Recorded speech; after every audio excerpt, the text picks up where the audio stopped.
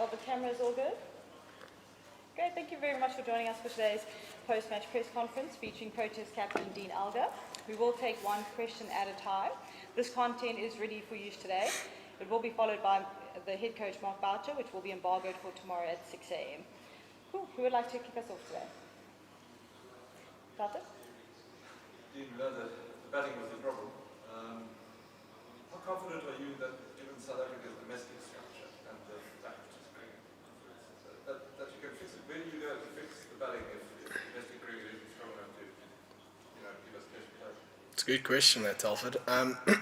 Yeah, I think I always bank on experience. I know we don't have that at the test level. So my next best thing is, who do we have with experience in first class cricket back home?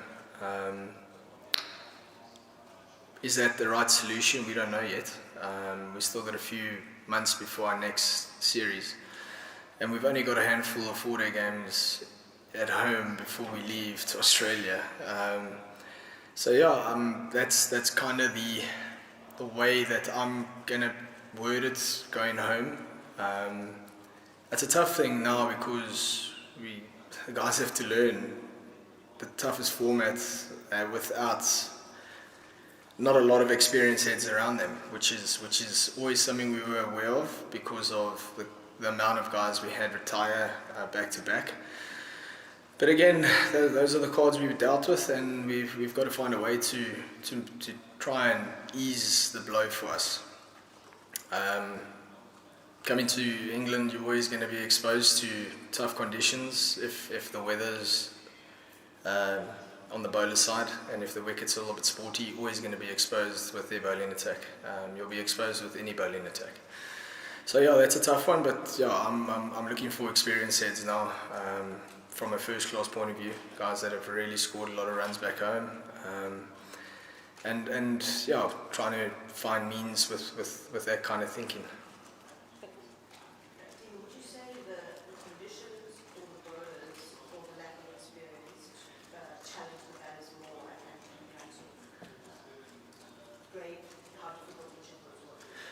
I think lack of experience and the lack of exposure to Test cricket, the lack of exposure to UK conditions with the ball swinging and nipping. We were also exposed to the toughest batting conditions throughout this Test, especially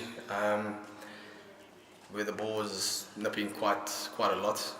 Up there with some of them, yeah, it was up there with really tough conditions even for myself, and I've got relatively decent amount of experience. So I can only imagine how the guy who's only got 1 or 2 tests on his belt must feel. But yeah, it was tough all around.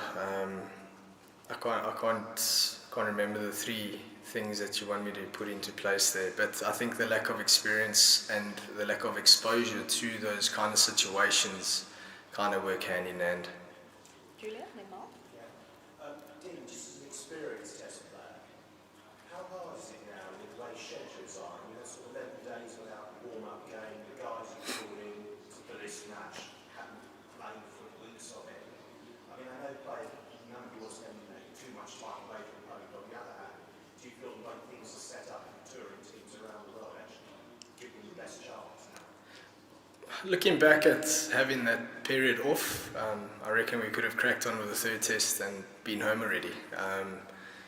So maybe that's something to look into going forward. I know they always like to have 2 tests and then a decent break and then play the last one, but bearing in mind you can't plan for 3-day test matches, which actually happened, so you actually had essentially 4 days of recovery because you didn't play the rest of those tests. So yeah, it was quite a long period, I thought, and I honestly felt maybe 4 days or 5 days was enough, and then we could have cracked on with the 3rd test.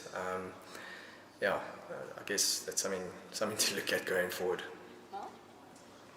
You said before this it was like a World Cup final for you. Now that's come and gone, and that series in Australia, I guess that must be shaping up to the entire World Cup final.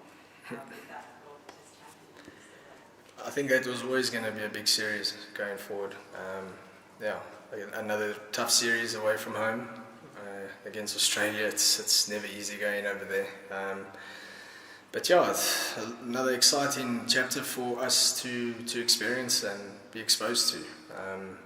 Again, we working towards a common goal, and that goal is hopefully next year June. But again, we need to put a lot of emphasis going forward into this next series. I wouldn't necessarily say the series is going to be one big World Cup final, but every test match is something that you have to live and die for, basically. So that 3 test match series against Australia, every game is going to be huge. It's big for us because we've been playing good cricket, and we've also been playing pretty average cricket as a squad, and we need to get that balance right as well. And that's yet another opportunity for us to try and correct our wrongs and trying to get our balance of cricket better going forward, to make sure come say June, if we're in a very good position, that we can capitalise on that one-off game. Yeah, those tests are big. We've got 5 massive tests before June. Even our series against West Indies, you can't take that lightly. You still have to play a test match like it's your last. I just need the guys to have that mentality going forward as well. They need to think like that as well going forward. I'm not saying they don't think like that, but I'm just saying from a conscious point of view, that's how you need to kind of approach every game going forward now. Has your opinion of Baz Ball and his attacking approach changed? But no comment here. I said I'm not speaking about that. With England's attacking approach? I actually thought they played relatively good test cricket. I didn't think they played extraordinary cricket. I thought they played the correct tempo, and when their tail was up, they were striking when they had to strike. But that's just general good awareness of test cricket. I didn't think it was out of the ordinary. When their tail was up, they seeked a moment and they went for it. So I didn't think they played ultra aggressive cricket. I just think they played a really good tempo of cricket, something that you can manage and control when you're ahead of the game. So I didn't see that B word at all coming through, or I really felt they controlled it well, and they played what the game deserved at that point in time. And this is throughout the whole series, especially the second and third tests, obviously, which they played really good cricket in. I think they played pretty accurate test cricket going for the rest of the series. Cool. We're going to take last round of questions now. Julian? Yeah. Can I just ask, Mark Aganson's a pretty inexperienced guy at this level, and it's had a big impact on the games he's played, both with bat and ball. I just wondered what you've made of his performances this trip. Yeah, massive talent.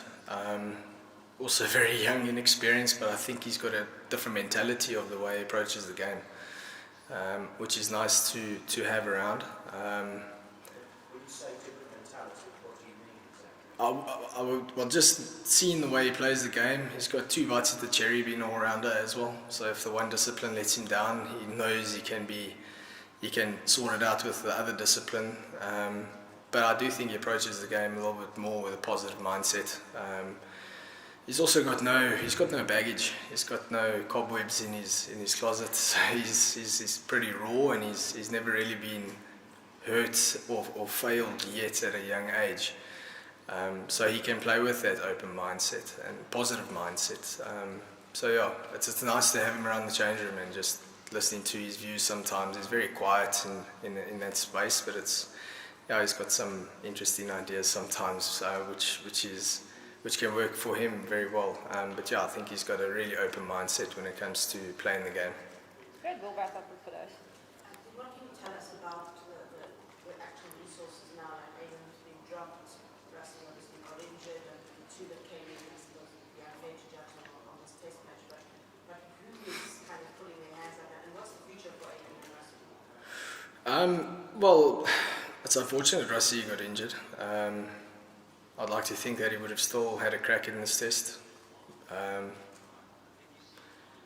It's a tough one when the guys aren't getting numbers on the board for you, and you still have a good fighting spirit around that. Sooner or later, your resources are going to be depleted, and we're going to have to look elsewhere.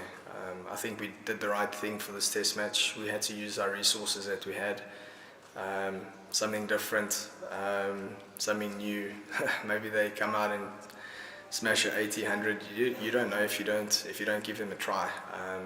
Yeah, I think Aiden's still got a bright future in Test cricket. He just needs to get numbers behind him, behind his belt, and yeah, go back to the drawing board. He's still too young and too talented not to be playing this level of cricket. And I know he's still very hungry to play this format.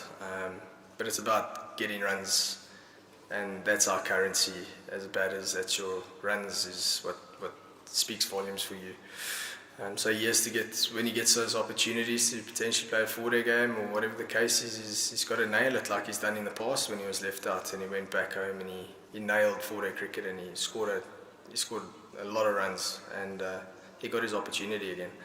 But again, he's still too young, too talented not to be playing in this level. Great, thank you very much, guys. We'll hold off for Mark Boucher next. Thanks, Dean. Ow.